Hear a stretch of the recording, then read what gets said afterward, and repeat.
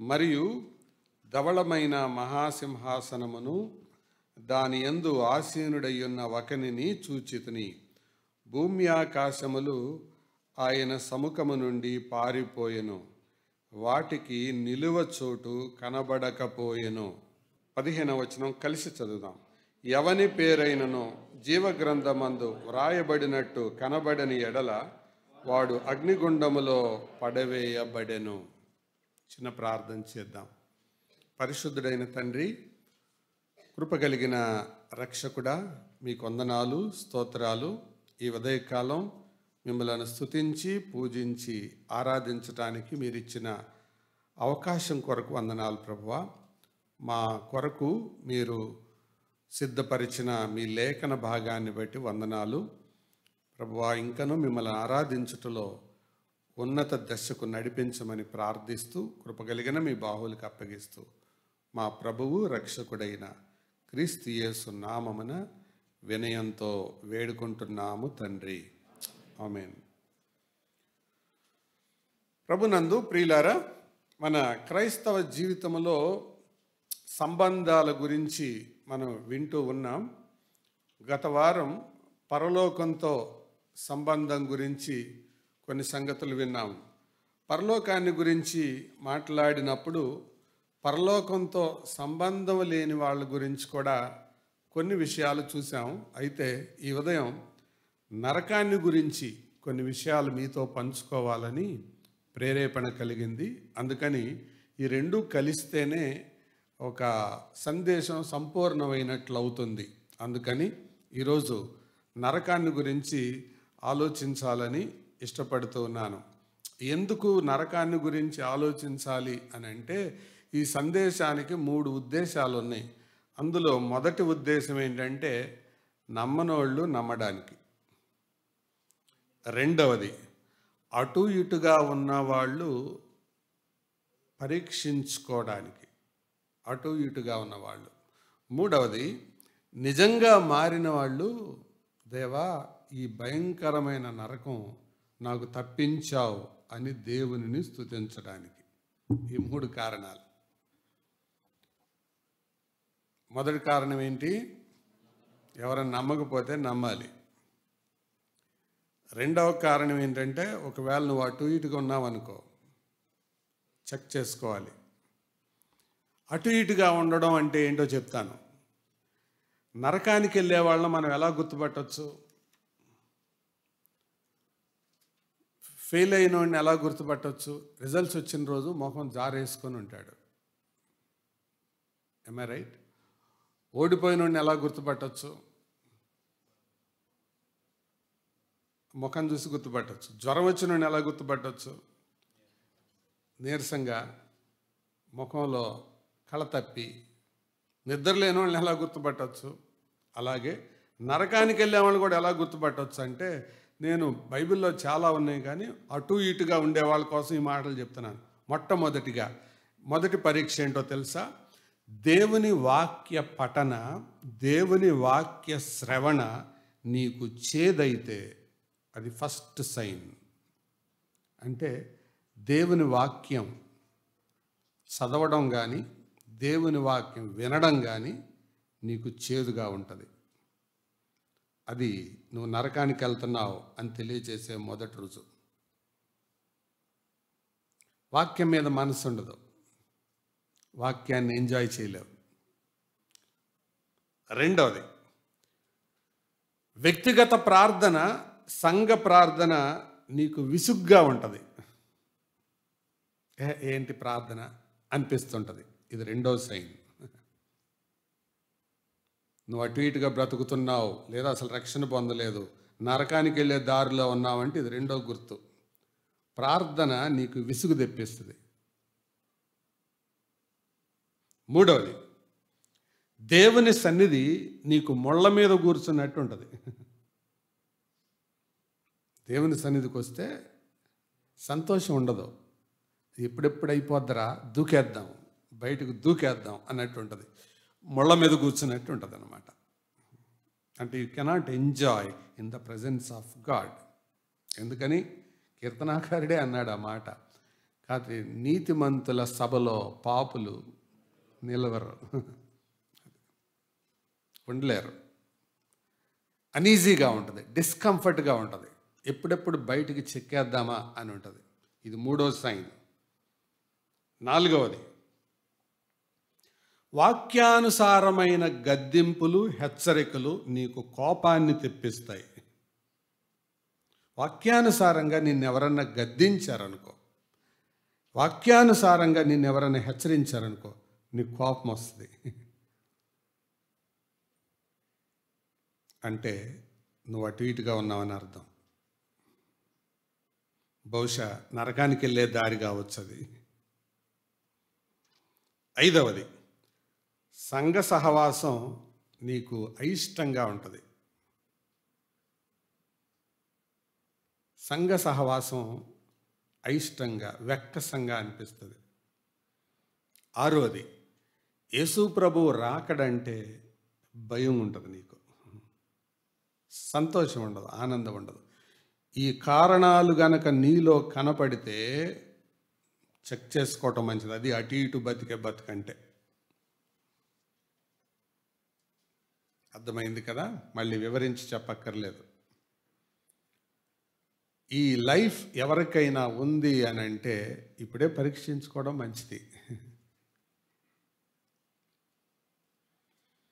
నిజంగా నువ్వు మారేవా? వీటి విషయంలో నువ్వు జాగ్రత్తగా ఉన్నావా?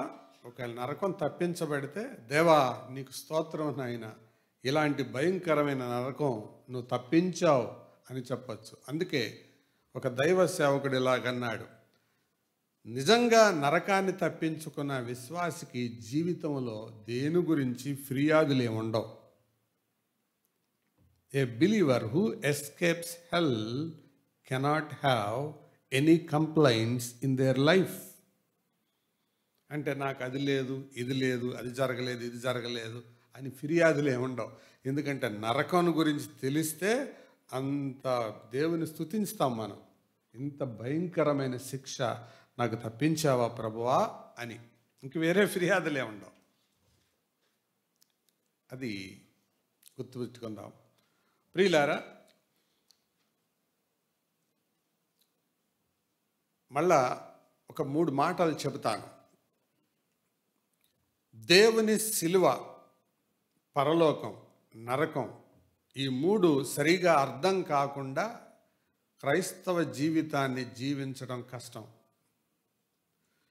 శిలువ, పరలోకం, నరకం, క్రాస్, హెవెన్ అండ్ హెల్, ఈ 3 సరిగా అర్థం కాకుండా, వాటి గురించి ఆలోచన లేకుండా you cannot live a meaningful Christian life.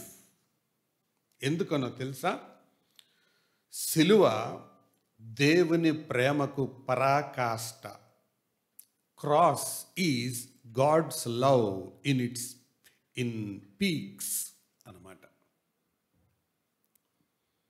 Haven is God's grace in peaks. పరలోకం దేవుని కృపకు పరాకాష్ట. Hell is God's wrath in peaks. నరకం దేవుని ఉగ్రతకు పరాకాష్ట. కోపం కాదు, ఉగ్రత. గాడ్స్ wrath, కోపం వేరు, ఉగ్రత వేరు. మళ్ళీ చెప్పండి 3 మాటలు. సిలువ దేవుని ప్రేమకు పరాకాష్ట. పరలోకం దేవుని కృపకు పరాకాష్ట. నరకం దేవుని ఉగ్రతకు పరాకాష్ట. పరాకాష్ట అంటే ఇక అంతకు మించి ఏమి లేదు. పీక్ అన్నమాట. ఇక అది ఆయనకి అత్యధికమైన కోపం దేవుడికి వస్తే ఎలా ఉంటుందో నరకం చూడాలి. దేవుడు మానవ జాతిని ఎంత ప్రేమించాడో తెలుసుకోవాలంటే సిలువను చూడాలి. దేవుడు మనుషుల పట్ల ఎంత కృప చూపాడో తెలుసుకోవాలంటే పరలోకాన్ని చూడాలి. కాబట్టి సిలువ అర్థం కాని వాళ్ళు గుడ్డివాళ్ళు, పరలోకం అర్థం కాని వాళ్ళు మొండివాళ్ళు, నరకం అర్థం కాని వాళ్ళు మూర్ఖులు, సిలువ అర్థం కాని వాళ్ళు ఎవరు? గుడ్డోళ్ళు. పరలోకం అర్థం కాని వాళ్ళు మొండోళ్ళు, నరకం అర్థం కాని వాళ్ళు మూర్ఖులు. అందుకే మూర్ఖుని వీపుకు బెత్తమే తగునని సొలొమోను అన్నాడు. కాబట్టి ప్రియులారా, అందుకే ఈరోజు వాక్య ధ్యానం ఇది మనసులో ఉంచుకుందాం. తర్వాత బైబిల్ గ్రంథములో నరకం యొక్క ప్రస్తావన, the mention of hell in the Bible. నరకానికి బైబిల్లో 3 పేర్లు వాడబడ్డాయి. హేడ్స్ అంటారు, పాతాళం. టార్టరస్ అంటారు, కటిక చీకటి గల బిలం. అగ్నిగుండం అంటారు, అదే మనం ఇప్పుడు చదివింది. ఈ 3 హేడ్స్, ఇవి ఇంగ్లీష్ పదాలు కాదు, గ్రీకు హీబ్రూలో ఉండే పదాలు. హేడ్స్ అంటే పాతాళం. దాన్ని గ్రేవ్ అని కూడా అంటారు. కొంతమందికి తెలియక నాకు గ్రేవ్ వేయండి, నాకు గ్రేవ్ వేయండి అంటారు. గ్రేవ్ అంటే సమాధి వేయమని అర్థం. గ్రేవ్ కాదు, గ్రేవీ వేయండి అనాలి. వడ్డించేటప్పుడు ఈ పదం విన్నారు మీరు? కొద్ది గ్రేవ్ వేయండి, ముక్కలు వద్దు కానీ గ్రేవ్ వేయండి అంటారు. గ్రేవ్ అంటే అసలు అర్థం ఏంటి తెలుసా? సమాధి అని. కాబట్టి ఈసారి కూర వడ్డించుకునేటప్పుడు గ్రేవ్ వేయండి అనబాకండి. గ్రేవ్ వేయండి అంటే సమాధి వేయండి అని అర్థం. గ్రేవీ వడ్డించండి అనాలి, గ్రేవీగా వండండి అని చెప్పాలి. గ్రేవ్ లేదేంటి అనకూడదు. గ్రేవ్ ఉంటుంది, ప్రతి మనిషికి ఉంటుంది. ఏదో ఒక సమయంలో తప్పకుండా పడతాడు అందులో. అర్థమైందా? సరే, గ్రేవీ, గ్రేవ్ అనే దానికి పాతాళం అనే వాడారు. తర్వాత ఆ లోపట ఉండే భయంకరమైన వేడితో ఉండేదానికి పాతాళం అనే వాడారు.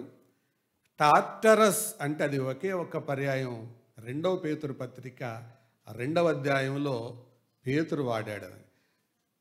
వాళ్ళు అపవాది దూతలు పాపం చేసినప్పుడు కటిక చీకటి గల బిలములలో ఆయన వారిని బంధించెను, అందులోకి త్రోసెనని.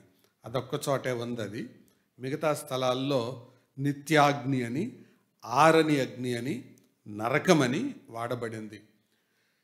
54 ఇంగ్లీష్ బైబిల్లో 54 పర్యాయాలు ఉన్నట్లుగా ఇంగ్లీష్ బైబిల్ పండితులు చెప్పారు. వాటిల్లో 54 పర్యాయాల్లో 31 సార్లు పాత నిబంధనలో ఉండగా 23 సార్లు కొత్త నిబంధనలో ఉన్నాయంట.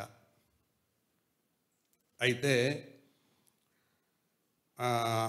వీటిల్లో క్రొత్త నిబంధనలో కూడా ఎక్కువ పర్యాయాలు యేసు ప్రభువే ప్రస్తావించాడు నరకాన్ని గురించి. ఇంకొక విచిత్రమైన విషయం తెలుసా? పరలోకాన్ని గురించి ఆయన ప్రస్తావించిన దానికంటే ఎక్కువగా నరకాన్ని గురించి ప్రస్తావించాడు ఆయన. He mentioned more times about hell than mentioning heaven. అంటే నరకం ఖచ్చితంగా ఉంది అని దాని అర్థం. అయితే ఈ నరకాన్ని లేదు అని చెప్పటానికి దాన్ని తృణీకరించే 3 వాదనలు ఉన్నాయి, థియరీస్ అన్నమాట. ఆ 3 వాదనలు ఏంటంటే, మొదటిది హేతువాదం అంటారు, రెండవ దాన్ని హేళనావాదం అంటారు, మూడవ దాన్ని మతవాదం అంటారు. హేతువాదం అంటే ఏంటి? సైన్స్ చెబుతుంది అన్నమాట. లేకపోతే హేతు, రీజన్తో ఆలోచించేది. ఎట్లా ఉంటుందండి నరకం, ఎందుకు ఉంటుంది, ఎలా ఉంటుంది అని చెప్తారు, హేతువాదం. అయితే దాంట్లో డార్విన్ మొదలైన వాళ్ళు ఈ కోవకే వస్తారనమాట. అసలు దేవుడే లేనప్పుడు నరకం ఎక్కడి నుంచి వస్తుంది? అది వాళ్ళ లాజిక్. సరే, చివరి దినాల్లో డార్విన్ దేవుని తెలుసుకున్నాడు అని చెబుతారు చరిత్రలో నుండి. ఎందుకంటే ఆయనకు ఒక మంచి మిత్రురాలు ఉండేది, ఆవిడ పేరు లేడీ హోప్. ఆయన మరణ పడకపై ఉండగా చూడటం కొరకు ఈవిడ వెళ్ళిందట. వెళ్తే డార్విన్ బైబిల్ చదువుతున్నాడు. ఆవిడకి ఆశ్చర్యం అనిపించింది. మొండివాడు, దేవుడు లేడనే థియరీ స్థాపించిన వాడు బైబిల్ చదువుతున్నాడు ఏంటి అని. డార్విన్, వాట్ హ్యాపెండ్ అందంట. అంటే అప్పుడు ఆయన ఒప్పుకున్నాడట. కన్ఫెషన్స్ ఆఫ్ డార్విన్ అని ఒక బుక్లో రాసినట్లు చెబుతుంటారు. ఆ బుక్ నేనేం చూడలేదు, కానీ డార్విన్ యొక్క ఒప్పుకోలు గురించి రాసినట్టు చెబుతారు. అందులో ఆయన తను చేసిన ఆ థియరీ ఎంత తప్పో, అది ప్రపంచానికి ఎంత హానికరం మారిందో అందులో ఆయన ఒప్పుకున్నట్టు చెబుతారన్నమాట. సరే, ఆయన వెళ్ళేటప్పటికి ఈవిడ వెళ్ళేటప్పటికి ఆయన చదువుతుంటే ఆయన అంటాడు, నేను హెబ్రీ పత్రిక చదువుతున్నాను, ఇది నా రాజగ్రంథం. I'm reading the book of Hebrews, this is my royal book అంటాడు. అంటే అది ఆయన బాగా ఇష్టపడేవాడట మరణ పడక ఉన్నప్పుడు. నాన్న కూడా మరణ పడకపై ఉన్నప్పుడు నన్ను పక్కన కూర్చోబెట్టుకొని, నాన్న ఏంటి కావాలి నీకంటే, ఏం వద్దురా, కూర్చొని హెబ్రీ పత్రిక 11వ అధ్యాయం చదువు అనేవాడు. హెబ్రీ పత్రిక 11వ అధ్యాయం చెప్పండి. విశ్వాసం అనేది నిరీక్షింపబడు వాటి యొక్క నిజస్వరూపము, అదృశ్యమైనవి ఉన్నవనటకు రుజువు. అధ్యాయం అంతా చదివిన తర్వాత సరే ప్రార్థన చేసుకొని పడుకునేవాడు. ఒక్కోసారి మా అమ్మతో చదివించుకునేవాడు. ఏంటిది? హెబ్రీ 11 లేదా మార్కు సువార్త 5వ అధ్యాయం. ఈ రెండు ఎక్కువగా చదివించుకునేవాడు. ఆయన బైబిల్లో ఈ హెబ్రీ పత్రికని చాలా అండర్లైన్ చేసుకున్నాడు ఆయన. ప్రియులారా, అలాగా హేతువాదం అనేది ఎగతాళి చేస్తుంది. అయితే సైన్స్ అనేది చాలా వరకు సత్యం కావచ్చు, కానీ సర్వసత్యం కాదు. ఎందుకంటే వాటిల్లో హ్యూమన్ ఇంటర్ఫీరెన్స్, వేరే వాటి యొక్క ఇంటర్ఫీరెన్స్ ఉంటాయి. అందుకే మీరు థియరీస్లో చదివేటప్పుడు, ఫార్ములా చేసేటప్పుడు కొన్ని కాన్స్టాంట్స్, కొన్ని వేరియబుల్స్ అని ఉంటాయి. చూసారా? వేరియబుల్ అంటే ఏంటి? మారేది, మారుతుంటుంది. అది కాన్స్టాంట్ అంటే స్థిరంగా ఉంటుంది. వేరియబుల్స్ ఉంటాయి, ఈ వేరియబుల్సే మారుతుంటాయి. ఉదాహరణకి వందే భారత్ ట్రైను 7 గంటలకు రావాలి. అది సైన్స్. లెక్కలేసి స్పీడు, టైము ఇదంతా లెక్కలేసి చెప్పారు. కానీ 7ంటికి వస్తుందా? రాదు. ఎందుకు రాదు? దానికి సైన్స్ దగ్గర ఆన్సర్ లేదు. హేతువాదం అంటే అది అర్థం. రీజన్కి విశ్వాసానికి పొంతన కుదరదు. యేసు ప్రభు వారు కానా పెండ్లి విందులో ఖాళీగా ఉన్న రాతి బాణాలను నీళ్లతో నింపమన్నారు. హేతువాదిని అక్కడ పెడితే ఏమంటాడు? నీళ్ళు ఎలాగవుతాయా? ద్రాక్షారసం అయిందంటే నీళ్లు పోయమంటున్నాడు ఏంటి? అసలు ఈయనకి బుర్ర ఖరాబ్ అయిందా అంటాడు. ఈ నెక్స్ట్ వాదం ఏంటి? హేళనావాదం. ఈడేమంటాడంటే, అబ్బా వచ్చాడు రా పెద్ద, ఎగతాళి చేయడం అన్నమాట. అంటే నరకాన్ని ఎగతాళి చేసేవాళ్ళు కొంతమంది ఉన్నారు.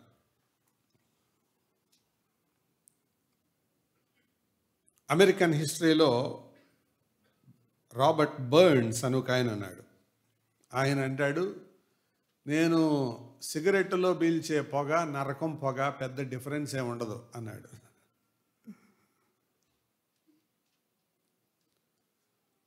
అయితే ఆయన చచ్చిపోయిన తర్వాత ఎవరో తమాషాగా అన్నారు, వేర్ ఈజ్ రాబర్ట్ అంటే బర్న్స్ అన్నారంట ఒకడు. రాబర్ట్ ఎక్కడున్నాడంటే తగలబడ్డాడు. పేరేంటి? రాబర్ట్ బర్న్స్ కదా. మోసపోకుడి, దేవుడు విక్రింపబడ్డాడు. మనుష్యుడు ఏమి విత్తుతాడో అదే కోస్తాడు. ఎగతాళి చేసే ఒక్కరిని దేవుడు విడిచిపెట్టడం. దాని గురించే దావీదు 2వ కీర్తన రాశాడు. భూరాజులు ఏకమై ఎలా అల్లరి చేయుచున్నారు. అది వాళ్ళందరినీ పరమందు ఆసీనుడైన వాడు చూసి నవ్వుచున్నాడు. అక్కడ రాయబడిన మాట ఏంటంటే, హీఈస్ మాకింగ్ ఎట్ దెమ్. ఎగతాళి చేసామని చూసి దేవుడు కూడా ఎగతాళి చేస్తుంటాడు. మూడవది మతవాదం. మతవాదం అంటే ఏంటంటే రిలిజియన్. దేవుడు ప్రేమ కలిగినోడు కదండి.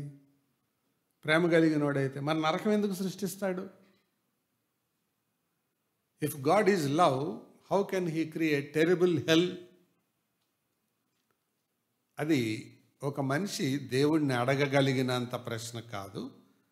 అందుకే పరలోకం వెళ్ళిన తర్వాత చాలా ప్రశ్నలకు జవాబులు దొరుకుతాయి అని మనం విన్నాం.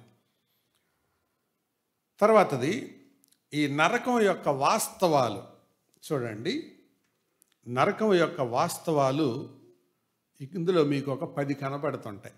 ఇప్పుడు రాసుకోవడం మీద ఎక్కువ దృష్టి పెట్టకండి, తర్వాత గ్రూపులో పెడతారు. మీకు కనబడుతున్నాయి కదా, చదవండి. మొదటిది ఊరికే చదివేసేయండి, తర్వాత గ్రూపులో ఉంచినప్పుడు రాసుకోవచ్చు. మొదటిది ఏంటి? అది యేసు ప్రభువే ప్రవక్తలు కూడా హెచ్చరించిన స్థలం. ప్రవక్తలు కూడా చెప్పారు. అది యేసు ప్రభు ఒక్కడే కాదు, ప్రవక్తలు కూడా చెప్పారు. యెషయా చెప్పాడు, ఇర్మియా చెప్పాడు, పాత నిబంధనలో ప్రవక్తలు చెప్పారు. మాత్రమే కాదు, పేతురు చెప్పాడు, యోధా చెప్పాడు, యోహాను చెప్పాడు, మత్తయి ప్రభు చెప్తుండగా విని రాశాడు, లూకా రాశాడు. రెండవది, అది ఆరని అగ్ని కలిగిన స్థలం. ఆరని అగ్ని అంటే అగ్ని ఆరిపోదు. అడవుల్లో కార్చిచ్చులు అని ఉంటాయి. ఇంగ్లీష్లో వాటిని వైల్డ్ ఫైర్స్ అంటారు. అవి ఎడారుల్లో లేకపోతే అడవుల్లో ఉష్ణోగ్రతకు వేడెక్కిన చెట్లు ఒకదానితో ఒకటి రాసుకోవడం వలన అగ్ని పడుతుంది. దానికి సుడిగాలి తోడైతే ఇక తగలబడుతూనే ఉంటుంది. It will go on burning. అలాంటి మనం చూస్తాం. ఈ మధ్య కాలంలో ఇజ్రాయెల్లో కూడా ఇలాంటిది ఒకటి వచ్చింది. చాలా రోజులు తగలబడుతూనే ఉంది. ఇవన్నీ దేవుడు ఎందుకు పెట్టాడు అనుకుంటున్నారు, అనుమతించాడు అనుకుంటున్నారు? నరకాన్ని ఎస్టిమేట్ చేయండి అని. కానీ చాలామంది ఏం చేస్తున్నారు తెలుసా? వీడియోలు తీసుకొని వదిలేస్తున్నారు. అమెరికాలో జరిగిన ఇలాంటివి, కెనడాలో జరిగాయి ఇలాంటివి. తర్వాత అది అగ్ని ఆరదు. ఈ అగ్ని మహా అయితే కొన్ని నెలలు కొనసాగుతుంది, తర్వాత ఆరిపోతుంది, ఆగిపోద్ది. కానీ ఈ అగ్ని ఆరదు. మూడవది ఏముంది? తీరని దాహం. అంటే దాహం ఎప్పటికీ తీరదు. దాహం ఎందుకు తీరదు అంటే, ఎందుకు తీరదు? దాహం తీరని సందర్భాలు ఏంటి చెప్పండి అసలు? మామూలుగా మనకు వేసవి కాలం, మండు వేసవిలో వెళ్ళాం అనుకోండి, దాహం తీరని సందర్భాలు ఏంటి? ఎన్ని తాగినా దప్పిక తీరదు. అసలు ఎన్ని నీళ్లు తాగినా దప్పికే తీరకపోతే, అసలు నీళ్ళే తాకపోతే తీరే క్వశ్చనే లేదు. అందుకే తీరని దాహం కలిగిన స్థలం అది. తర్వాత నిరాశ, బాధతో కలిసిన స్థలం. ఏం చేయలేరు. డిస్ట్రెస్ అండ్ పెయిన్, బాధ కలగలిసిన స్థలం అది. ఎప్పుడూ ఉంటాయి అది. తర్వాత నిస్సహాయతతో నిండిన స్థలం. ఏమీ చేయలేవు, ఏం చేయలేరు. ఏడవడం తప్ప. మనిషి ఎప్పుడు ఏడుస్తాడు? బాధ కలిగినప్పుడు ఏడుస్తాడు, ఏమీ చేతగానప్పుడు ఏడుస్తాడు. జూలియస్ సీజర్ డ్రామాలో తన నమ్మిన స్నేహితుడైనటువంటి బ్రూటస్ తను చంపేసినప్పుడు అందరూ వచ్చి ఒక్కొక్క పోటు పొడి చేసి వెళ్తూ ఉంటే బ్రూటస్ కూడా పొడిచి వెళ్తుంటే తట్టుకోలేక కళ్ళు ఎరుపెక్కిపోయి కన్నీళ్లు కారుతూ ఆయననే దాన్ని షేక్స్పియర్ అద్భుతంగా రాస్తాడు. యూ టూ బ్రూట్ అంటాడు. బ్రూటస్ అని అనలేకపోతాడు, బ్రూట్ అని ఆగిపోతాడు. బ్రూట్ అంటే అర్థం పనికిమాలినోడు, దుర్మార్గుడని. బ్రోటస్ అన్న పదం నోట్లోంచి పూర్తిగా బయటికి రాదు. ఏమీ చేయలేక యూ టు బ్రూట్ అని ఏడుస్తూ కింద కూలి పడి చచ్చిపోతాడు. మనిషి ఇక్కడ చచ్చిపోతాడు, నరకంలో చచ్చిపోవటం ఉండదు. ఎందుకు? అక్కడ అగ్ని ఆరదు, పురుగు చావదు. తర్వాత మాట, నిత్య ఎడబాటుకు గురయ్యే స్థలం. ఎవరిక అందుబాటులో ఉండరు. Once for all separated, departed. ఇంకెవరుండరు, ఎవరు అందుబాటులో ఉండరు. తర్వాత ఏమీ కలపకుండా దేవుని ఉగ్రత పోయబడే స్థలం అది. యాసిడ్స్ తెలుసా మీకు? యాసిడ్స్లో 2 రకాలు, diluted acids, concentrated acids. Concentrate acid కనుక ముఖం మీద పోస్తే ఏమవుతుంది? యాసిడే కాలితే కాన్సన్ట్రేటెడ్ యాసిడే. డైల్యూట్ అయితే కొంచెం బొబ్బలు పడి ఆగిపోద్దేమో. కాన్సన్ట్రేటెడ్ యాసిడ్ కంటే తీవ్రమైంది కాన్సన్ట్రేటెడ్ రాత్ ఆఫ్ గాడ్.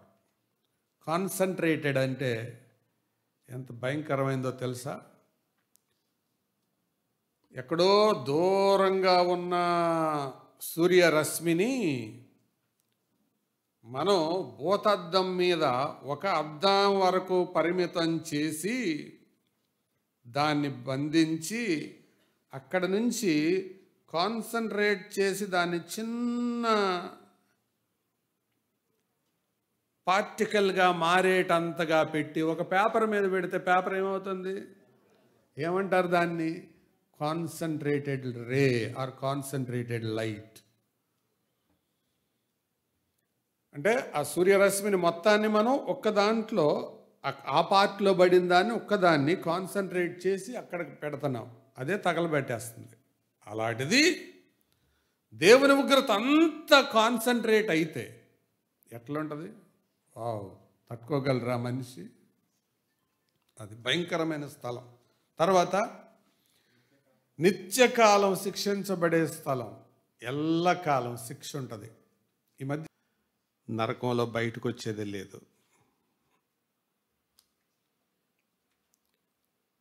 పది దెబ్బలకే దిమ్మ తిరిగిపోయి బొమ్మ కనపడింది వాళ్ళకి. అరికాళ్ళ మీద కొడితే మొత్తం శరీరం అంతా కొడతా ఉంటే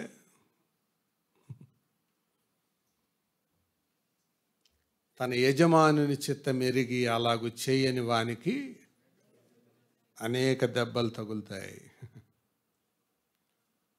అర్థమవుతుందా సోదరులారా? అందుకే దేవునితో తమాషాలు చేయొద్దు, దేవుడితో చెలగాటం ఆడొద్దు. దేవుడితో పెట్టుకోవటం ఇట్స్ టెరిబుల్, భయంకరం. ఎన్నోది? 8. నిత్యకాలం శిక్షించబడే స్థలం. 10 దెబ్బలకే వాళ్ళు అదిరిపోయారు. ఆకురోడికి 11 పడ్డట్టు ఉన్నాయి, మొత్తం 31 ముగ్గురికి కలిపి. అలాంటిది కొడతానే ఉంటే ఎట్లా ఉంటుందండి? అసలు బతుకుతారా మనుషులు? చచ్చిపోతారు. కానీ పరలోకం, అక్కడ నరకంలో చచ్చేది ఉండదు. ప్రియులారా, అలాంటి భయంకరమైన స్థలం. తర్వాత జ్ఞాపకాలు నెమరు వేసుకునే స్థలం. అంటే భూలోకంలో జ్ఞాపకాలన్నీ గుర్తొస్తుంటాయి. ఇన్ని అవకాశాలు దేవుడిచ్చాడు. ఒకవేళ నరకంలో ఎవరైనా పడితే ఈ మెసేజ్ కూడా గుర్తొస్తుంది. దేవా, జూన్ 1వ తారీఖు ప్రభువా, నీ సేవకుడి ద్వారా మాట్లాడు నాయన. కాల్తా ఉంటుంది. ఈ ఏడుపు కూడా ఏడుస్తారు, గుర్తొస్తుంది అక్కడ. ఇందులో కూడా ఉన్నారు కొంతమంది, గ్యారంటీగా ఉన్నారు. ఈ గుర్తొస్తుంటాయి. సండే స్కూల్లో విన్న పాఠాలు, యూత్ మీటింగ్లో విన్న హెచ్చరికలు, దేవుని సేవకులు చేసిన బోధలు, దేవుడు భూమి మీద ఇచ్చిన అవకాశాలు, ఇవన్నీ జ్ఞాపకం వస్తాయి, గుర్తుకొస్తాయి. అక్కడ జ్ఞాపకాలు నెమరు వేసుకునే స్థలం. అంతేకాదు, అది అపవాదికి వాని దూతలకు సిద్ధపరచబడిన స్థలం. అది మనుషులకు కాదు, అది అపవాది. అంటే అపవాదిని దేవుడు ఎంత ద్వేషిస్తాడో, ఎంత కోపగించుకున్నాడో, ఆ కోపాన్ని అంతా కుమ్మరించడం కోసం అపవాది కోసం ప్రిపేర్ చేశాడు. దేన్ని? నరకాన్ని. మనుషుల కోసం కాదు, దాంట్లో పడతారు వాళ్ళు. చిన్నప్పుడు మా ఇంట్లో మా పిల్లలు చిన్నప్పుడు ఎలుకలు బాగా తిరుగుతుండేవి. వాటికేంటో ఆహారం దొరకపోతే మా కాళ్ళు మా వేళ్ళు కొరుకుతుండేవి. తట్టుకోలేక ఒకరోజు నైట్ డిస్టర్బ్ చేస్తాం, వేలు కొరికినాయి. తట్టుకోలేక బీసెంట్ రోడ్ వెళ్ళి ఎలుకల బోన్లు 3 తెచ్చాను. బీరువా కింద ఒకటి, మంచం కింద ఒకటి, వంటగదిలో ఒకటి పెట్టి, పిల్లలు జాగ్రత్త, బోన్లు పెట్టాను, అటు వెళ్ళకండి అని చెప్పాను. సరే డాడీ అన్నారు అందరూ. బయట ఎవరో వస్తే మాట్లాడుతూ ఉంటే డాడీ అని అరిశారు. వెళ్ళేటప్పటికి బాల్ పడిందంట, వెళ్ళి చేయి పెట్టింది, పట్టేసింది, రక్తం కారుతా ఉంది. ఎందుకు ఇది చెప్పానంటే, బోన్ ఎందుకు పెట్టాను? ఎలుకల బోను ఎలుకల కోసం పెట్టాను. కానీ నా కూతురు ఎందుకు పడింది అందులో? నేను చెప్పిన మాట వినక. దేవుడు నరకాన్ని ఎందుకు ప్రిపేర్ చేశాడు? సాతాను కోసం. మనుషులు ఎందుకు పడుతున్నారు? దేవుడు చెప్పిన మాట వినక. ఆయన చెప్పిన మాట వినకపోతే అదే జరిగేది. అపవాదికి వాని దూతలకు సిద్ధపరచబడిన నిత్యాగ్నిగుండం. అది నీకు కాదు. ఇది కూడా నేను ఆలోచించేటప్పుడు నేను అపవాది గురించి కొన్ని విషయాలు ధ్యానం చేశాను. సరే, తర్వాత దాన్ని మనం చూద్దాం. నరకం యొక్క వర్ణన, ద డిస్క్రిప్షన్ ఆఫ్ హెల్. 1980వ సంవత్సరంలో సెంట్ హెలెనా అనే అగ్నిపర్వతం వాషింగ్టన్, అమెరికాలో పేలింది. ఆ అగ్నిపర్వతం యొక్క తీవ్రతను లెక్క పెడితే 150,000 టన్నుల సల్ఫర్ గ్యాస్ వచ్చింది అందులో నుంచి బయటికి. కొన్ని మైళ్ళ దాకా ఆ బూడిద అదంతా మొత్తం అంతా ఆ పదార్థం అంతా ఘనీభవిస్తూ వెళ్ళిపోయింది, కాలిపోయింది, చెట్లు మొలవని స్థితిలోకి వెళ్ళిపోయింది. అంత భయంకరమైంది. ఇది ఆ ఒక్క అగ్నిపర్వతం. అలాంటి అగ్నిపర్వతాలు బోల్డ్ ఉన్నాయి. మీకు తెలుసా, మన పక్కన మంగళగిరి కూడా అగ్నిపర్వతమే. దానికి పానకాల అని పోస్తుంటారు కదా. పానకం ఎందుకు పోస్తారంటే దాన్ని కూల్ చేయడానికి. దానికి ఏదో ఒక ఆచారం ఇది పెట్టారు, లింక్ చేశారు. అది పేలిందంటే విజయవాడ ఉండదు, మచిలీపట్నం దాకా ఉంది దాని పవర్. ఎప్పుడు వెళ్తుందో తెలియదు. మనం దర్జాగా బతుకుతున్నాం. పేలిందంటే కాలిందేక. అదొక అగ్నిపర్వతం. ఇలాంటి బోల్డ్ ఉన్నాయి. పాతాళం ఉన్నది అనడానికి మరొకటి ఏంటో తెలుసా? 1987వ సంవత్సరం ఏప్రిల్ నెల 10వ తారీఖు బర్మింగ్హామ్ న్యూస్ అనే వార్తాపత్రికలో వాళ్ళు ఒక సంగతి రాశారు. వారు రాసిన మాట ఏంటంటే, సూర్యుని ఉపరితలములో ఎంత ఉష్ణోగ్రత ఉంటుందో అంత ఉష్ణోగ్రత భూమి మధ్య భాగంలో ఉంది. సూర్యుని ఉపరితలంలో ఉష్ణోగ్రత ఎంతో తెలుసా ఎవరికైనా? అరౌండ్ అంటే 5,800 సెల్సియస్ ఉపరితలంలో. ఉపరితలం అంటే అర్థమైంది కదా. ఉపరితలం అంటే దాని ఎడ్జ్లో ఉండేది. అంత ఉంది. నేను ఈ సూర్యుని గురించి టెంపరేచర్ ఎంత ఉందో చూద్దామని ఇంకొద్దిగా సెర్చ్ చేశాను. సెర్చ్ చేస్తే లోపట 150,000 డిగ్రీల సెల్సియస్ ఉందంట. ఎంత?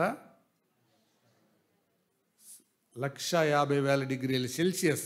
దాన్ని ఫారెన్హీట్లో కన్వర్ట్ చేస్తే 2,70,000 డిగ్రీల Fahrenheit.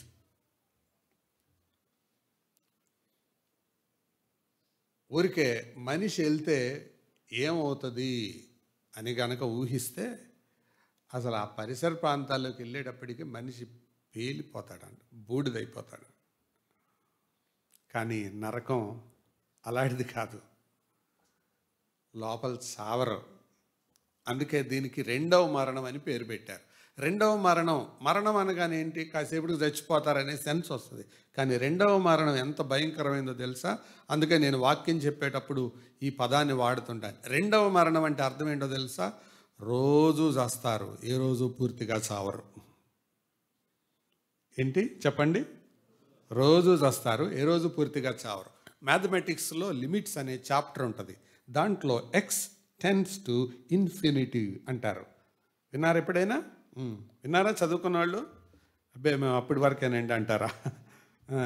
X tends to infinity అంటే అర్థం ఏంటి? ఎక్స్ అనంతం వైపు ప్రయాణిస్తుంది అంటే అనంతం ఎప్పుడూ కాదు, కానీ అలాగే వెళ్తూనే ఉంటుంది. అలాగే రోజు చస్తానే ఉంటారు, ఏ రోజు చావరు. అది నరకం. ఒకవేళ ఈ దెబ్బలు తిన్న వాళ్ళని వెళ్ళి మనం అడిగితే, రే కొట్టినప్పుడు ఎట్లుందిరా అంటే ఏమంటారు? బా రే నరకం కనపడిందిరా అంటారు. ఎన్ని దెబ్బలకి? 10 దెబ్బలకే. ఎన్ని నిమిషాలకి? మహా అయితే ఎన్ని నిమిషాల్లో పడింది ఒక్కొక్కడికి? 1 నిమిషం లోపలేగా ఈ 10 దెబ్బలు పడింది. 1 నిమిషం లోపల 10 దెబ్బలకే నరకం కనపడితే అందులో పడి జీవితాంతం తగలబడే వాడికి ఎట్లుంటుంది? అది నరకం అనే పేరు సరిపోదు అనిపిస్తుంది నాకు. అంత భయంకరమైన బాధాకరమైన స్థలం తెలుసా? That is the description of హెల్. అందుకే మొదట్లోనే 3 మాటలు చెప్పాను. సిలువ అంటే ఏంటి? దేవుని ప్రేమకు పరాకాష్ట. నరకం అంటే ఏంటి? దేవుని ఉగ్రతకు పరాకాష్ట. పరలోకం అంటే ఏంటి? దేవుని కృపకు పరాకాష్ట. ఏది నిన్ను అట్రాక్ట్ చేస్తుంది? అది నీ చాయిస్. అందుకే చార్లెస్ హెడెన్ స్పర్జన్ ఆయన అన్న మాటను నేను కొంచెం నా వాడుక భాషలోకి తెచ్చి చెబుతున్నాను. అదేంటంటే, నీ పాపానికి దేవుని కోపానికి ఎప్పుడో ఎంగేజ్మెంట్ అయిపోయిందంట. ఏంటి? నీ పాపానికి దేవుని కోపానికి ఎంగేజ్మెంట్ ఎప్పుడో అయిపోయింది. పశ్చాత్తాపం, యేసు రక్తం అనేవి గనక మధ్యలో చొరబడి విడాకులు ప్రకటించకపోతే పెళ్ళి కూడా ఖరారైపోయిందంట.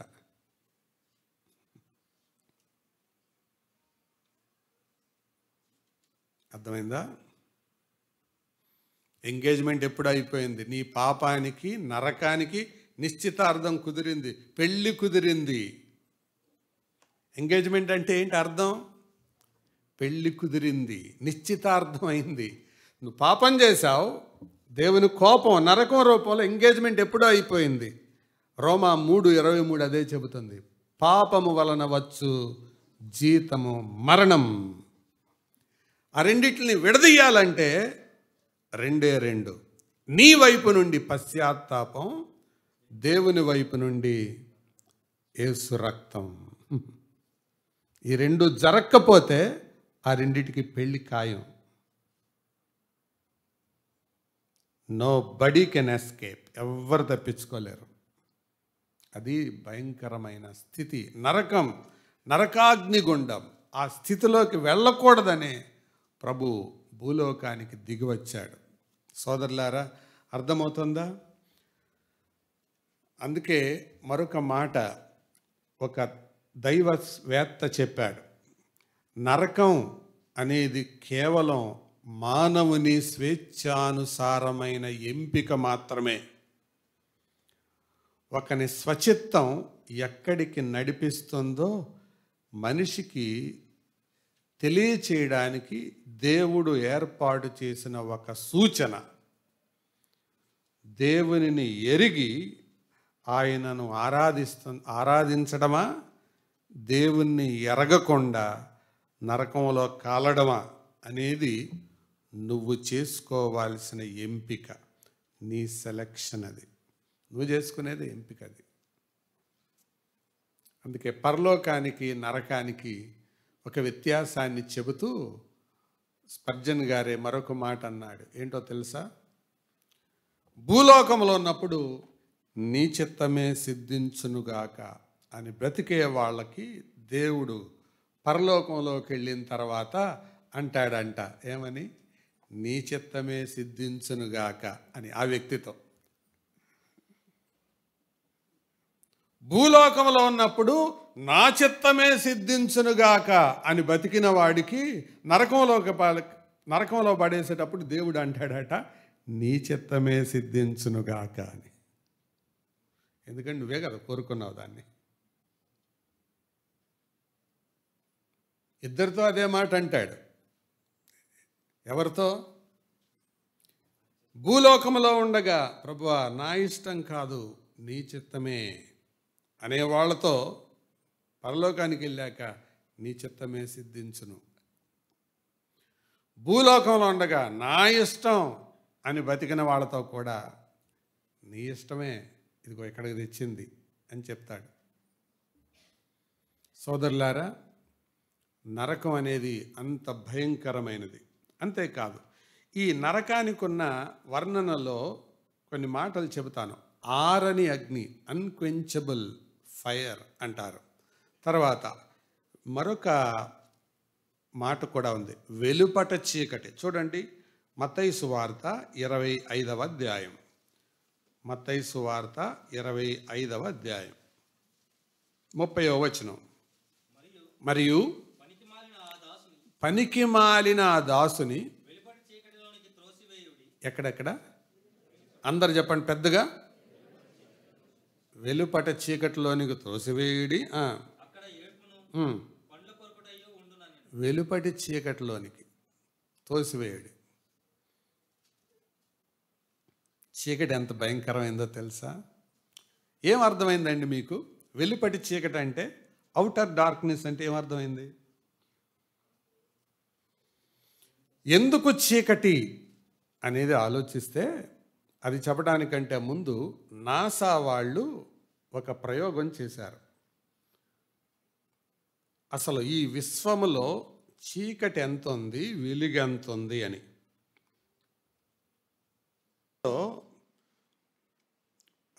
ఇవి జెల్లీ బీన్స్ అంటారు. అవి కనబడుతున్నాయి చూసారా? ఇవన్నీ ఏ భాగం ఎక్కువ ఉందండి? నల్లడదా లేకపోతే ఈ జెల్లీ బీన్స్తో ఉన్నదా?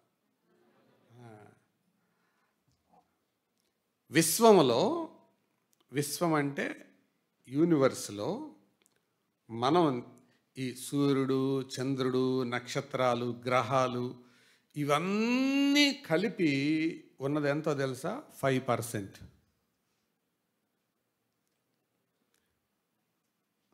మరి మిగతాది ఎంత? 95%. అంటే నాది కాదు ఈ మాట, నాసా సైంటిస్టులది. 95% darkness, 5% light. అదిగోండి, తర్వాత పై డయాగ్రామ్లో కూడా మీకు కనపడుతుంది. ఈ డార్క్నెస్లో కూడా మళ్ళీ 2 భాగాలుగా విభజించారు. దాన్ని ఏమన్నారు? Dark energy, dark matter. అంటే చీకటి శక్తి, చీకటి పదార్థం, అవి మొత్తం కలిపి 95%. వెలుగు కేవలం ఇంతే, ఈ 5%. ఏది? సూర్యుడు, చంద్రుడు, నక్షత్రాలు, గ్రహాలు ఇవన్నీ కలిపితే మనం ఉండే వెలుగు శాతం ఇదన్నమాట. మిగతాదంతా ఏంటి? అది వెలుపడి చీకటి అంటే దేవుడు నరకాన్ని ఎక్కడ పెట్టాడు? ఆ వెలుపటి చీకటిలో పెట్టాడు. ఆ చీకట్లో ఉంటుంది. అది చెప్పడం కొరకే చెప్పాను ఇదంతా. వెలుపట చీకటి అంటే అవుట్ ఆఫ్ యూనివర్స్, అంటే దరిదాపుల్లో ఉండడు. మామూలుగా మనం ఎవరైనా కనపడకుండా వెళ్తారు, ఈ దరిదాపుల్లో కనపడొద్దురా అంటాం, చూసావా? అలాగే దేవుడు పాపాత్ములను, అపవాది దూతలను శిక్షించేటప్పుడు ఏం చేస్తాడు తెలుసా? ఆ దరిదాపుల్లో ఉండనివ్వడు. ఆ దరిదాపుల్లో పంపించి వాళ్ళు ఎంజాయ్ చేయడానికి పెట్టడు. మళ్ళీ అక్కడ ఏం చేస్తాడు? లైఫ్ లాంగ్ ఏడవడం, పళ్ళు కొరగటం. ఎందుకు చీకట్లో పెట్టావు ప్రభువా అని ఆలోచన చేశాను నేను. అంటే ఎందుకా అని దేవుడు జ్ఞాపకం చేశాడు కొన్ని సంగతులు. అవే నేను మీ ముందు పెడతాను. రండి. చీకటి, ఎందుకు మనుషులు చీకటిలోకి వెళ్తున్నారు అని అంటే, యోహాను సువార్త 3వ అధ్యాయం 19వ వచనం. యోహాను సువార్త 3:19. ఆ తీర్పు ఇదే. వెలుగు లోకములోనికి వచ్చెను గాని తమ క్రియలు చెడ్డవైనందున వెలుగును ప్రేమింపక. ఏం ప్రేమించారు? People, they are loving darkness. ప్రజలు ఎక్కువ ఏం ప్రేమిస్తున్నారు? చీకటి. చీకటి. అందరు నా వైపు చూడండి ఒకసారి. పాపం ఎక్కువ పగలు జరుగుతుందా, రాత్రులు జరుగుతుందా?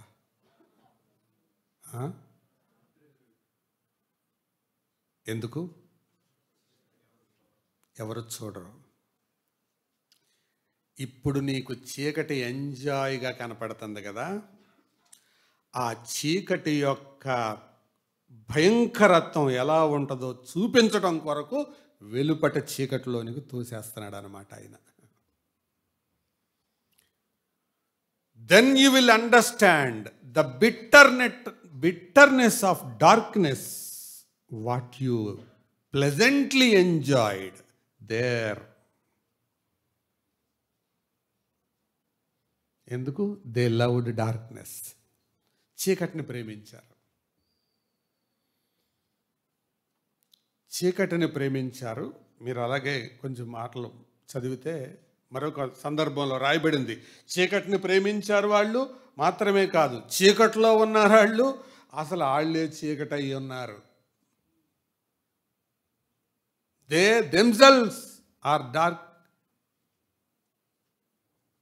అందుకే ఎక్కడికి పంపిస్తాడు వాళ్ళని? చీకటిలోకి.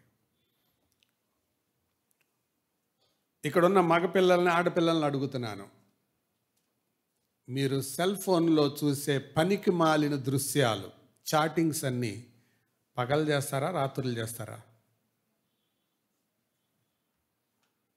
చీకటి చాలా ఆనందంగా ఉంటుంది కదా, తెలుస్తుంది ఆ రోజు అక్కడ. అది చీకట్లో పడేయటానికి ముందు దాన్ని వెలుగులోకి తెచ్చి అప్పుడు చీకట్లోకి దోస్తాడు నిన్ను. అవన్నీ వెలుగులోకి తెస్తాడు. Definitely they will come in to light. అక్కడ చీకటి యొక్క తీవ్రత ఎంత దారుణంగా ఉంటుందో చూపిస్తాడు. అర్థమాట ఒక మాట చెప్పనా? కరెంట్ పోయింది, ఇన్వర్టర్ ఉంది, బయట హోర్ గాలి, వర్షం, 3 గంటలు ఇన్వర్టర్ నడిచింది. అపార్ట్మెంట్లోకి ఒక రోజంతా జనరేటర్ నడిచింది, కరెంట్ రాలా, బయట గాలి వర్షం అలాగే ఉంది. మళ్ళీ రాత్రి అయింది, చీకటి, ఏం కనపట్ల, అగ్గిపెట్టి లేదు, కొవ్వొత్తి లేదు, ఏమి లేదు. ఎట్లా ఉంటుంది? ఎలా ఉంటుంది ఆ అనుభూతి?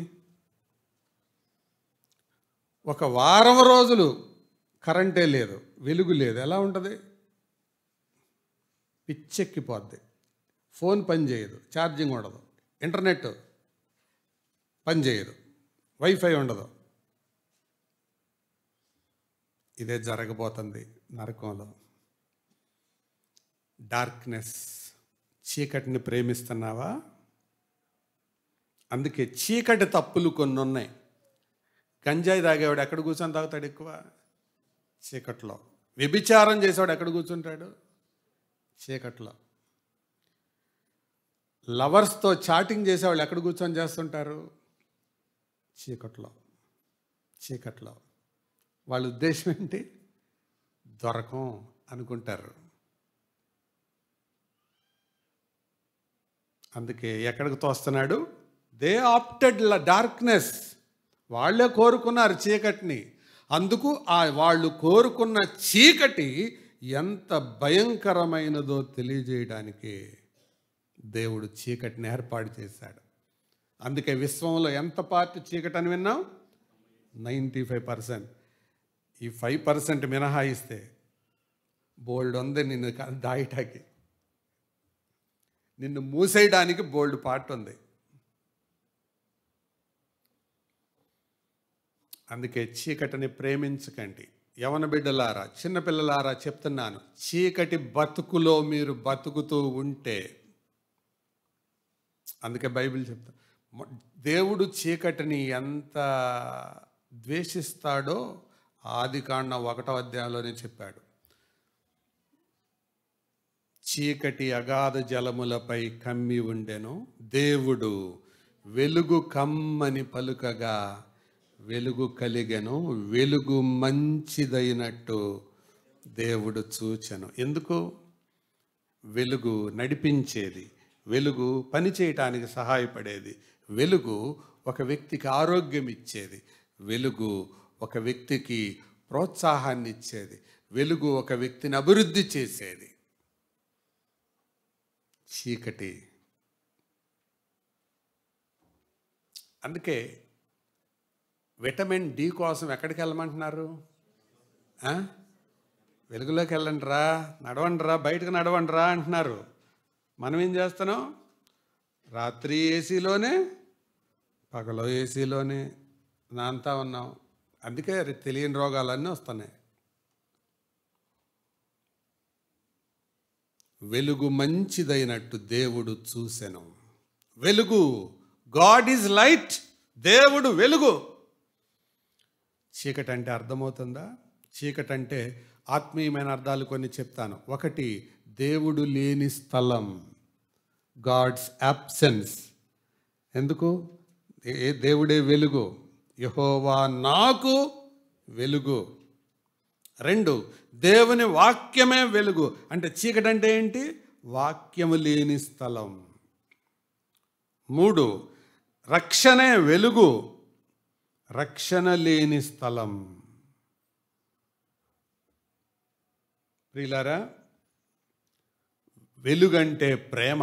యోహాను పత్రిక ఆధారంగా ప్రేమ దొరకని స్థలం, అదే చీకటి. వెలుగంటే పారదర్శకత. పారదర్శకత అంటే ట్రాన్స్పరెన్సీ.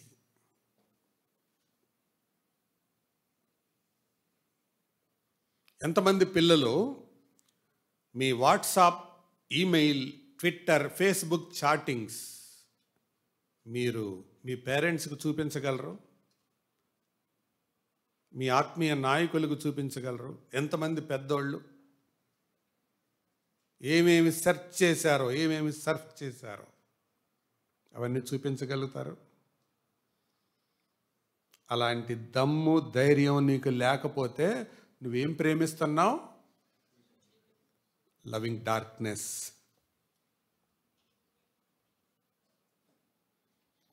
చీకటిని ప్రేమించేవాడికి వెలుగు ఎదుకు రప్పిస్తాడు ఆయన. అందుకే వెలుగుకు చీకటికి ఏమి పొత్తు అన్నాడు. ఎక్కడ? కొరింథీ పత్రికలో. వెలుగు వేరు, చీకటి వేరు, అసలు ఆ రెండిటికి ఏం పోలికయ్యా అన్నాడు పౌలు. చెప్పండి, ఎంతమంది చీకటిలో బతుకుతున్నారు? ఎంతమంది చీకటిని ప్రేమిస్తున్నారు? ఎంతమంది చీకటిలో నడుస్తున్నారు? ఎంతమంది చీకటిలో డ్రామాలు ఆడుతున్నారు? చీకటి వెలుపట చీకటిలో పడేస్తాడు ఆయన.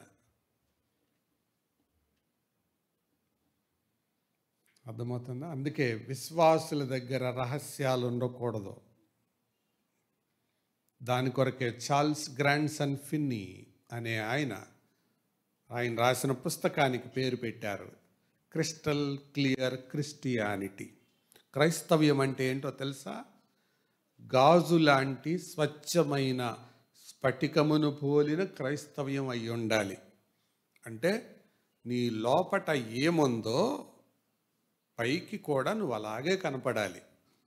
అప్పుడు నువ్వు క్రైస్తవుడు అని లెక్క. లోపట పాపం పెట్టుకొని పైకి పరిశుద్ధుల్లాగా కనపడకూడదు. అప్పుడు నువ్వు క్రైస్తవుడు కాదు, నువ్వు నటుడివి, నటివి. క్రిస్టల్ క్లియర్ క్రిస్టియానిటీ అంటే పారదర్శకత అని అర్థం.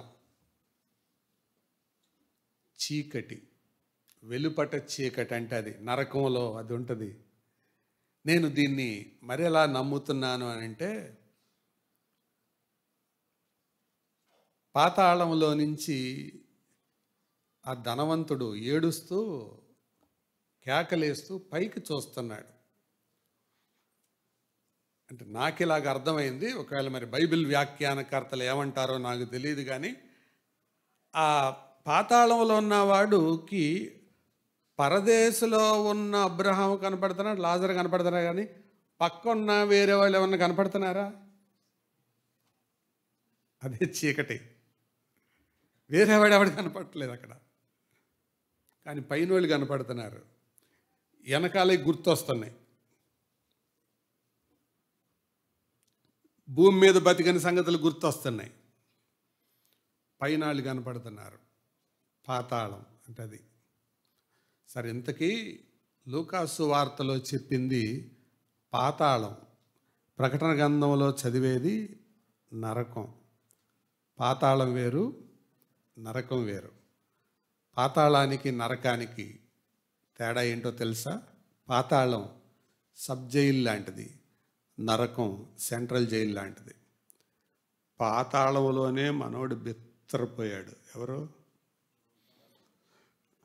ధనవంతుడు అదిరిపోయాడు. తండ్రివైన అబ్రహామా కనికరపడు, తట్టుకోలేకపోతున్నాను, అగ్ని జ్వాలల్లో యాతన పడుతున్నాను, తండ్రివైన అబ్రహామా please have mercy on me అని కేకేస్తున్నాడు. ఎక్కడ? పాతాళంలో, సబ్ జైల్లో. నరకంలో పడితే బాబోయ్, అదే నరకం దేవుని ఉగ్రతకు పరాకాష్ట.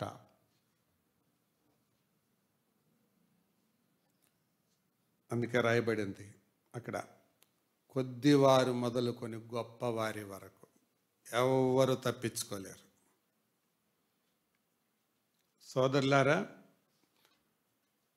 విశ్వాసులారా, కాపరికి తెలియకుండా చీకటి బతుకుతున్నారా? భార్యలారా, భర్తలకు తెలియకుండా చీకటి బతుకుతున్నారా? భర్తలారా, భార్యలకు తెలియకుండా చీకటి బతుకుతున్నారా? ఉద్యోగస్తులారా, పైవారికి తెలియకుండా చీకటి బతుకుతున్నారా? జాగ్రత్త. చీకటిని ప్రేమించినంతకాలం ఎంజాయబుల్గా ఉంటుంది, కానీ చీకటిలో నిత్యత్వంలో పడిన తర్వాత అన్బేరబుల్గా ఉంటుంది. ఇప్పుడేంటి? ఎంజాయబుల్. అప్పుడేంటి? అన్బేరబుల్. అందుకనే మీరు నెట్ ఆన్ చేసేటప్పుడు, ఫోన్ చాట్ చేసేటప్పుడు అమ్మనో నాన్నో దగ్గర పెట్టుకోండి. That shows that you are living in light.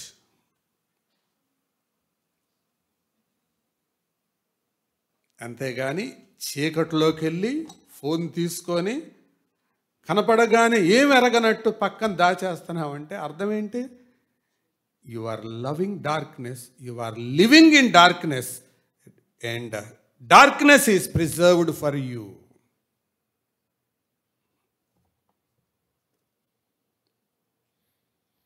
చిన్నతనంలో స్కూల్లో టీచర్గా పనిచేసే దినాలలో ఒక కుర్రాడు ఉన్నాడు. వాడు ఇలా ఒకసారి వాడు అల్లరి చేస్తున్నందుకు బాగా కొట్టాను. కొయ్యి మనలా కయ్యి మనలా అలాగే చూస్తున్నాడు. బాధేసి నాకే బాధ అనిపించింది. కొట్టినా ఏం అంటలేదని. సరే ఆడ ఏం అస్సలు అరవట్లేదు, ఏడవట్లేదు, కళ్ళ చుక్క నీళ్ళు రావట్లేదు.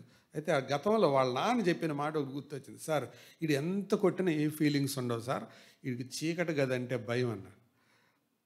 అంటే ఇక వెంటనే నేను క్లాస్ లీడర్ పిలిచి close the door and close the Windows అన్న. ఇక అప్పుడు వేసాడండి, స్కూల్ అంతా టాప్ రేసిపోయేలా కేకేశాడు ఆడు. ఆడికి ఏమంటే భయం, చీకటి అంటే భయం. ఆ చీకట్లో పడేస్తాడు ప్రభు. అర్థమవుతుందా? ప్రేమ కలిగిన ప్రభువే. అందుకే ఆ ప్రేమను వ్యక్తం చేయడానికే శిలువ మరణం పొందాడు. సోదరులారా, అర్థమవుతుందా?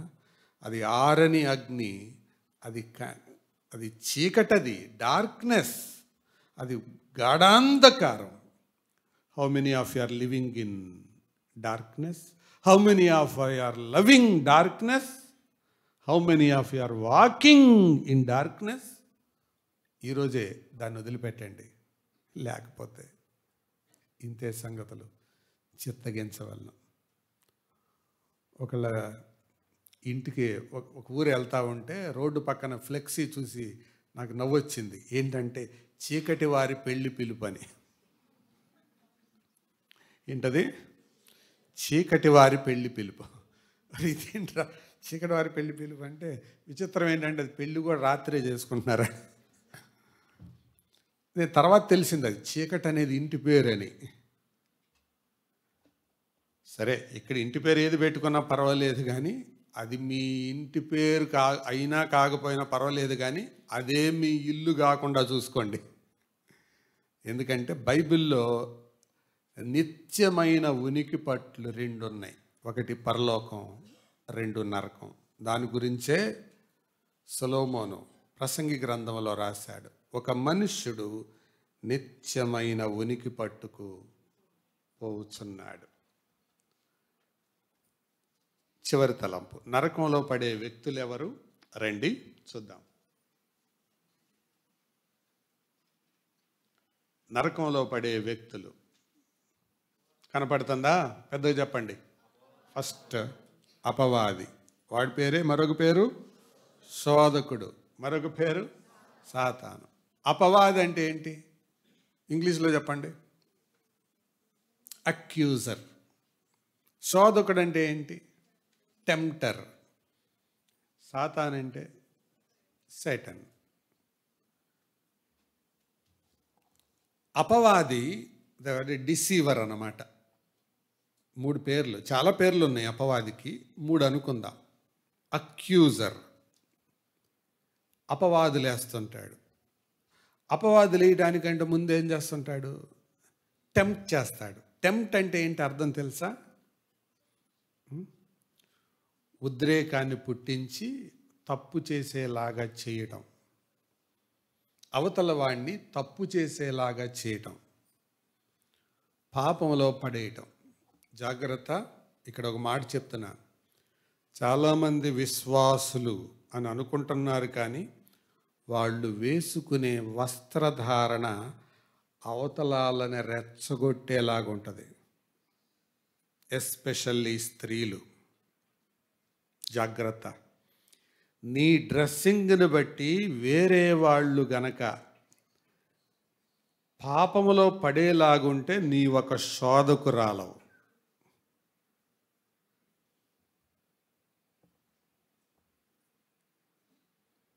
పురుషులు కూడా అంతే.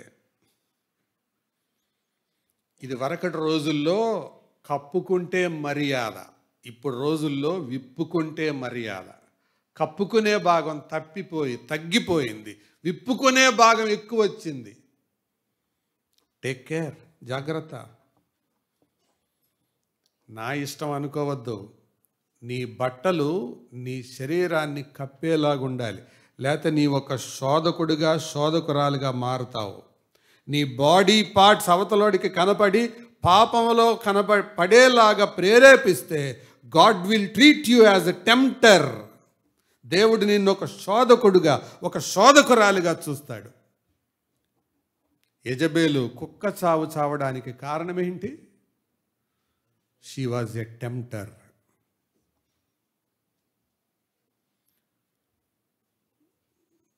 యరొబాము పనికి మాలిన చావు చావటానికి కారణం ఏంటి? ఇశ్రాయేలీలు పాపము చేయుటకు కారణమైన వాడు యరొబాము. పాపం చేసినందుకు ఒక శిక్ష, ఇతరులు పాపం చేయడానికి ప్రేరేపించినందుకు మరొక శిక్ష. తెలుసా నీకు ఇది? అందుకే నేను వేసుకునే బట్టలు అవతల వాళ్ళని పాపం చేసేలాగా లేకుండా చూసుకోవాలి. ఎవరి మట్టి కాళ్ళే. నువ్వు వేసుకునే బట్టలు వేరే వాళ్ళని చూసి టెంప్ట్ అవ్వకూడదు.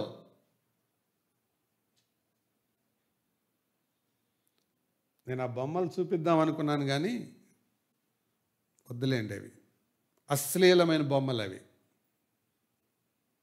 కొంతమంది ఈ భాగం కనపడేలాగా, మరికొంతమంది ఈ భాగం కనపడేలాగా. ఆ చిన్నప్పుడు అమ్మ రక్షించబడిన తొలి దినాల్లో అమ్మతో పాటు స్త్రీల మీటింగ్కి వెళ్ళినప్పుడు ఆ అమ్మని రక్షణలో కొంచెం ఎదుగునట్లు సహాయం చేసిన ఆవిడ వాక్యములు ఇలాగ చెబుతా ఉంది. స్త్రీలారా జాగ్రత్త, మొత్తం కనపడేలాగా వేసుకుంటున్నారేమో, కండలు కనపడేలాగా బట్టలు వేసుకుంటున్నారేమో, కండలు కాల్చి పడేస్తాడు దేవుడు, జాగ్రత్త అని చెప్తుండేది. అంత చిన్నప్పుడు విన్న మాట మనసులో పడింది.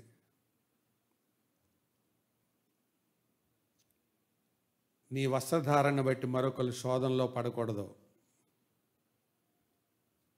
అందుకే మన వస్త్రధారణ గౌరవప్రదమైనట్లుగా ఉండాలి, విశ్వాసులకు తగినట్లుగా ఉండాలి, భక్తి కలిగిన వారికి తగినట్లుగా ఉండాలి మనం వేసుకునే బట్టలు. కొంతమందికి ఇదేమీ స్టైలో కానీ 70 ఏళ్ళు వచ్చిన పూల సొక్కాలు వేసుకుంటారండి.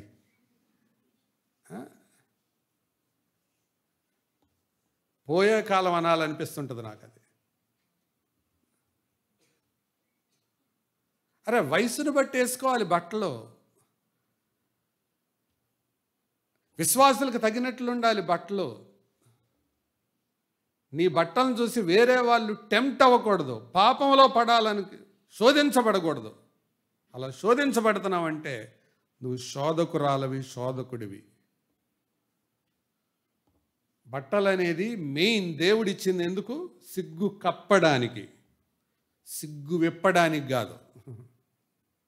God gave us clothing to cover the shame. అప్పుడు సిగ్గు కప్పటం ఫ్యాషన్, ఇప్పుడు సిగ్గు ఎంత ఇప్పుకొని తిరగడం అంత ఫ్యాషన్. అందుకే మా లెక్చరర్ డిగ్రీలో చదివేటప్పుడు చెప్పారన్నమాట, ఇలాగా తెలుగు లెక్చరర్ అన్నమాట. కొంచెం తెలుగు వాళ్ళ దగ్గర ఎక్కువ చమత్కారం ఉంటుందిగా. ఇది వరకే దినాల్లో చక్కగా నిండుగా వేసుకునేవాళ్ళు అంట. ఆ తర్వాత ఈ పైకి వెళ్ళిపోయినాయి అంట చేతులు.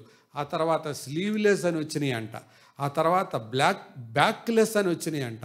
ఆ తర్వాత ఫ్రంట్లెస్ వచ్చినాయి అంట. భవిష్యత్తు కాలంలో ఫుల్లెస్ వస్తాయేమో అన్నాడు ఆయన.